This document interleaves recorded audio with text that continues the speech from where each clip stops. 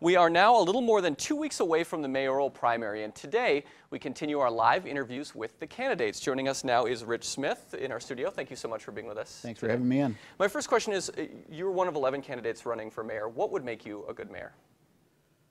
I've been with the city for over 35 years, and in my job as union president, I've dealt with a lot of the department heads, HR, the council, F&P, and I'm the leader of 180 because I have the ability to get things done and solve some problems. So I think that would help me as a mayor.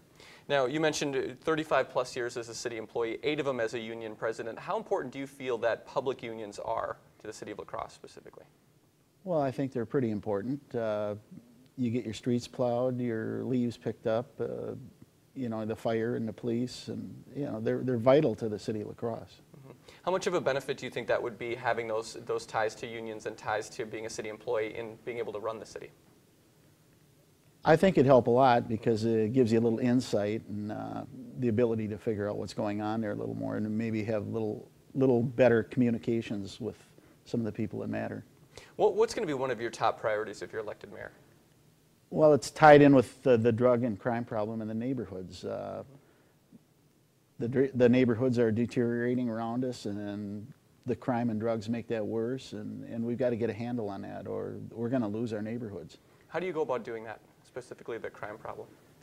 Well, I proposed a notification program, and with collaboration of the judges and the police department, the DAs and city attorneys, probation agents, and other reps from the city, and you develop a criteria, and when a criminal steps one step past their compliance, they get one shot at it, and then major sanctions kick in, and you got to get rid of that revolving door. I mean, that's all there is to it. I keep talking to police officers that are tired of seeing the same faces out there, and we got to do something with it. Now, on the questionnaire that you answered that's on news8000.com, that all the candidates answered, but you did as well, you mentioned temporarily suspending TIFs for the city of La Crosse. Yeah, I hope people don't take that I'm anti-business. I'm not. That drives this economy, and I realize that. But we've given quite a few TIFs out to business in the last few years. I think we have 11 out there right now, if I'm not mistaken.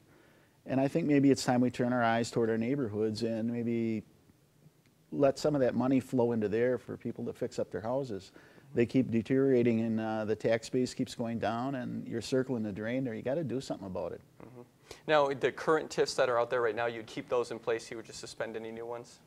Correct. And I'm not saying that's a hard, fast rule. I mean, if something comes up and it's going to bring 300-400 jobs here, that's fine. I mean, you got to look at each one. But, we've had 11 TIFs out there over the years, and we're still at the bottom of the rung for median income in La Crosse as far as state cities are, and you still have a lot of kids in our free lunch program.